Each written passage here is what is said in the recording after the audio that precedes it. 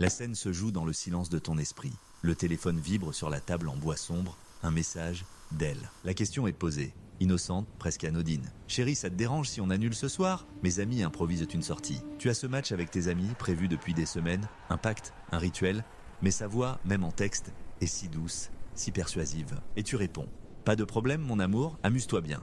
Tu penses que c'est de la gentillesse, de la compréhension? Tu as tort. Ce que tu ne vois pas, c'est que ce n'est pas une simple question, c'est un test. Le test de soumission cachée. Et tu viens d'échouer au premier niveau. 99% des hommes ne le voient jamais venir. Ils le confondent avec les compromis normaux d'une relation. Ils pensent être de bons partenaires. Mais la vérité est plus sombre. C'est une évaluation, une jauge silencieuse de tes frontières, de ta colonne vertébrale, de ton essence même. Elle ne cherche pas consciemment à te dominer. C'est plus profond, plus primal que ça. Elle cherche la sécurité.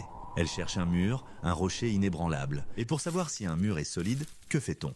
On le pousse, on le frappe, on teste ses limites encore et encore. Chaque oui que tu donnes quand ton instinct hurle non, c'est une fissure dans ton mur. Chaque plan annulé, chaque passion mise de côté, c'est une brique en moins. Ça commence doucement, toujours. C'est une invasion subtile, déguisée en amour. Je n'aime pas trop cette chemise sur toi. Et toi, pour lui faire plaisir, tu ne la mets plus.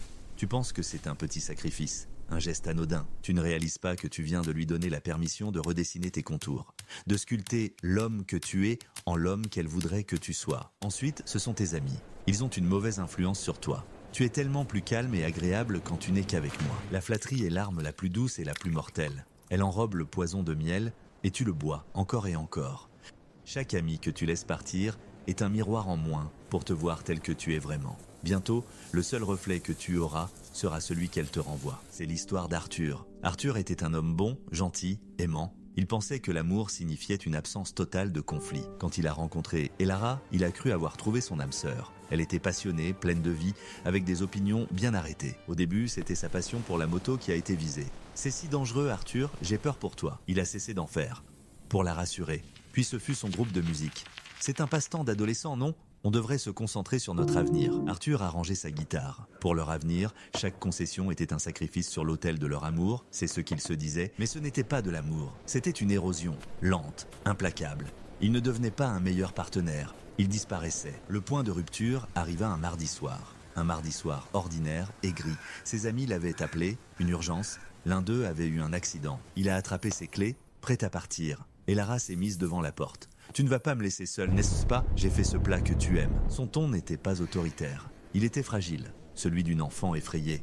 La manipulation la plus parfaite est celle qui se déguise en vulnérabilité. Et là, dans ce couloir sombre, Arthur a compris. Il a tout vu. Les fils invisibles, la sculpture patiente de son âme, l'érosion de son être. Chaque oui n'était pas un cadeau d'amour. C'était un test raté. Un test de respect de soi. Un test qu'il avait échoué à chaque fois. Ce n'était pas sa gentillesse qui était testée. C'était son intégrité. Sa capacité à dire non, non pas pour la défier, mais pour se protéger. Il a regardé Elara, non plus avec adoration, mais avec une clarté terrible et froide. Il a vu la peur en elle, la peur d'un homme sans frontières. Car voici la vérité la plus brutale. Personne ne respecte un paillasson. Personne ne désire un écho. Personne n'aime une absence. Elle ne voulait pas d'un homme qui dise toujours oui. Elle voulait un homme capable de dire non, parce que ce non est la preuve d'un monde intérieur qui existe indépendamment d'elle. Ce non n'est pas un rejet d'elle, c'est une affirmation de toi. C'est le son de ta colonne vertébrale qui se redresse. Arthur a doucement mais fermement écarté Elara de la porte. « Mon ami a besoin de moi, je pars. Nous parlerons à mon retour. » Il n'y avait pas de colère dans sa voix, juste une certitude. Une solidité qu'Elara n'avait jamais entendue auparavant. Et pour la première fois, elle l'a regardé avec un mélange de peur et de respect. Ce n'est pas une invitation à devenir un tyran. Ce n'est pas un appel à l'égoïsme.